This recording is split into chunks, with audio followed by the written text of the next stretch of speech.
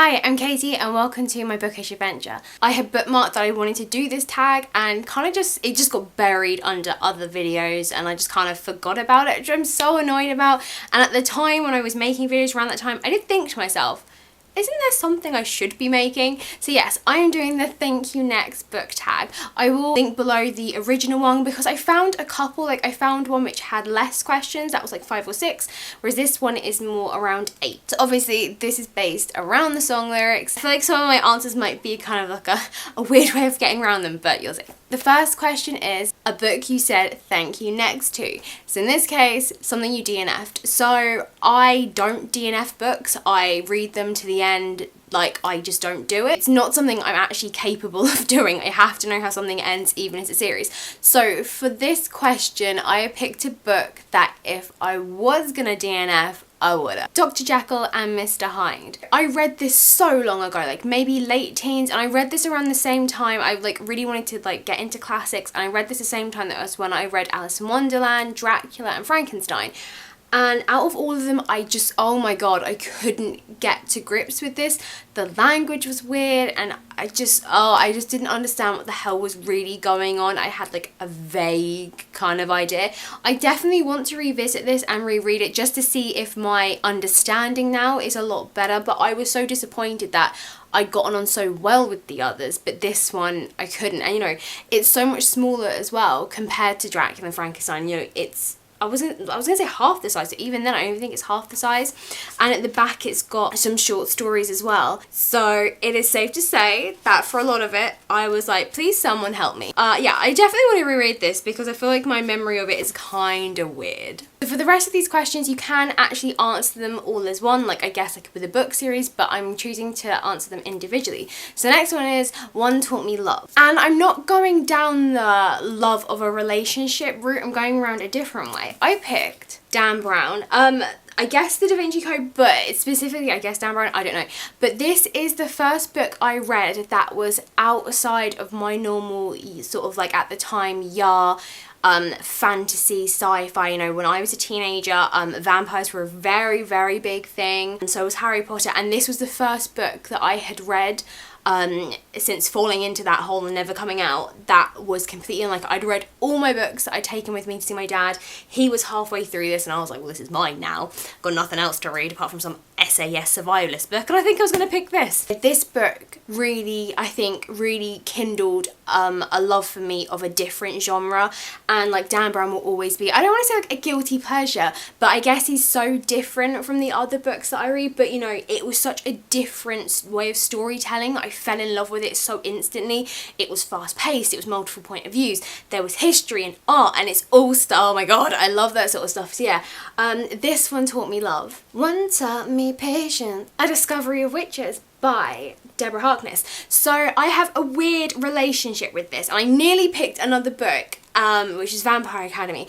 I really loved this trilogy. I'm definitely going to reread them again. I'm so enjoying the series. I think I like the series more than the books.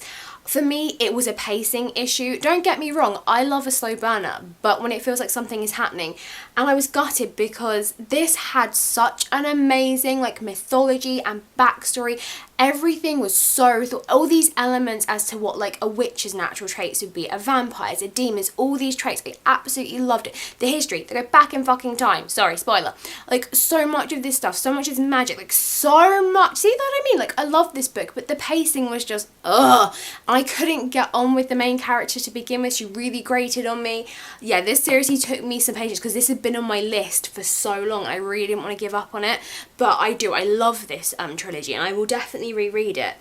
Oh, one taught me pain. Sally Green's Half Bad. Well, the series, the final book that really taught me pain was Half Lost. That one literally ripped out my heart. The ending of that book, just no one was getting a happy ending to this series. It was just a win that they could come out of it with a vague hope of a better world, basically. It is such a gorgeous and beautiful trilogy. It is a male-led one, which again was something I hadn't read since Harry Potter. It's magic but grounded in our real world. There's 2 different types of magic, white and black, and it's really gut-wrenching from the start, and it doesn't pull back on that. And the relationships in this with Nathan, his father, with Gabriel, oh my god, it is an amazing trilogy. I will never stop talking about this. I have lent it to my friend, and when she gave them back, I stupidly decided to read the last chapter, and I cried because I remembered how much it really ripped my heart out. So the next one is a book that at the time you really liked, but in hindsight, yeah, maybe not. The Morganville Vampire, 13 books long.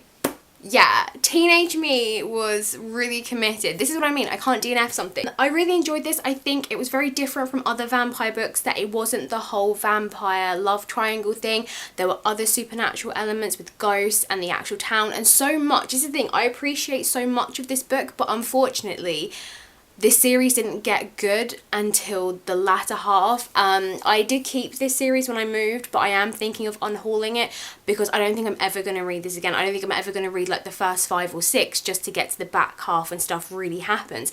And it almost feels like maybe she was contracted to write 6, but then it proved so popular that they were like, fuck it, have 13.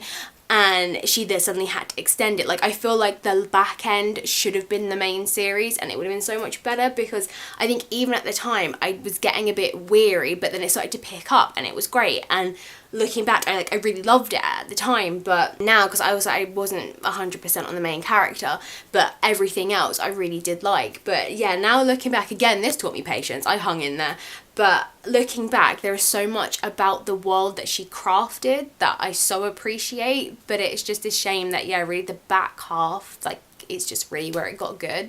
So a book that you have the hots for, so kind of a book that, you know, you were really talking about. So I can't pick Sally Green again for this, because this is a book that I will always keep coming back to and always keep talking about. And there are a couple of others, but this is like a book that I have the hots for right now. Throne of Glass. So I have started my Throne of Glass sort of journey. If you have been following along with me, I got some various vlogs and book reviews covering this, and this is a series that I'm really loving. I'm loving the character development, the pacing, the plot, just so many oh my god moments. The second book, which I've just finished, Crown and Midnight, last month, was like, what the hell? You can watch my review of that and watch me literally freak the hell out. This is a series I definitely have the hots for right now. And finally, one that is gonna be around forever. This taught you some self-love. So this is a hard one for me, because I don't think I've ever read a book and been like, I don't like take away things from books like that, which I know is a really stupid thing. Like, I take away things like that for their character development, but it's never something that has ever impacted me or changed my life. However,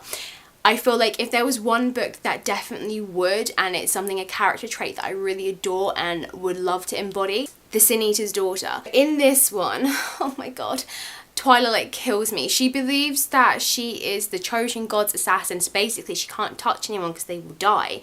And I love this because instead of being power crazy with this, she shies away from people. If she sees them in a corridor, she will back up against the wall. Like, she doesn't go, ooh, I'm gonna kill you. Like, there is not a bad bone in her body, and she has an opportunity to find love and a relationship and actually have something better than this kind of life that is of isolation. And the fact that what I love is that she's not held back by this. She's still kind of, she can't help herself. She craves to have that friendship, even if it turned into something romantic. And I love how strong she is for that. And when you see her broken down, it's really horrible. And then when you see her in the final book and how changed she is from it and how different she is, like, I love, like, I wish I could have that kind of strength, which is amazing, especially, you know, when we've all been through bad places and bad relationships. And I've always been quite strong, like, when I was younger in that aspect. Most recently, I really, like, struggled, like, emotionally and I guess like mentally maybe, and this is a character who, like, I wish I just had that. I've been crushed, I've been hurt, don't like let it stop you from kind of, yeah, going there. I feel like this is going really deep now, and this is not the fun and happy videos we normally get. Her personal character development is something that I really love, and I don't have that. I've never had that kind of, I don't think I've really had that growth. I think I have in certain ways. Stresses and anxieties aside, I am like confrontational. I will come at you if I have like had shouting matches in the street with people because someone spat near us and it was disgusting. Like, I will come for you and I will protect my babies. This is one of these things. I definitely have my dad's temper, but in social situations, I'm like, like, I can't deal with it. I hate it. I get so stressed out. So I've never had a real personal like growth or development in a way that I can be like, oh my god, when I look back at myself as a teenager. Work has definitely changed me, the people I am around. I definitely take less bullshit now, but I love her. Something about her, when I just remember when I read it, I just absolutely adored her. And she's the type of person that I would want to be like, that inner strength that she has, even though she's isolated and there's all this crap, she still kind of reaches out for that relationship and doesn't let the thought of, if I touch him, I'll kill him. She is just gorgeous and I love her. I feel like I rambled too much in that last bit. I'm really sorry. If I can try and cut it down, I will, but I don't think I stopped enough for me to do that. Anyway, those are the thank you next questions. Comment below with your answers and how you feel. I have definitely had to kind of go around with some of them because, yeah, I ain't a DNFer. I will own that shit to the bitter end. I really wish I wasn't like that. I have to know how things like end up. If you enjoyed this video, then smash that like button and show me your thumbs. Your love and support really means a lot to me. And if you're new, then hi, welcome. I really hope you enjoyed this. I'm sorry we got a little bit too deep there. Normally a lot more fun and happy. And feel free to subscribe if you want to see more videos like this and come along with me on this bookish adventure. For more ways to be social and to get in contact with me and just chit chat about life and books and whatever you feel like, hit up the description box for the links, Instagram, Goodreads, BookLikes, whatever. I hope you have a fantastic day and enjoy the rest of your week. I will see you next week.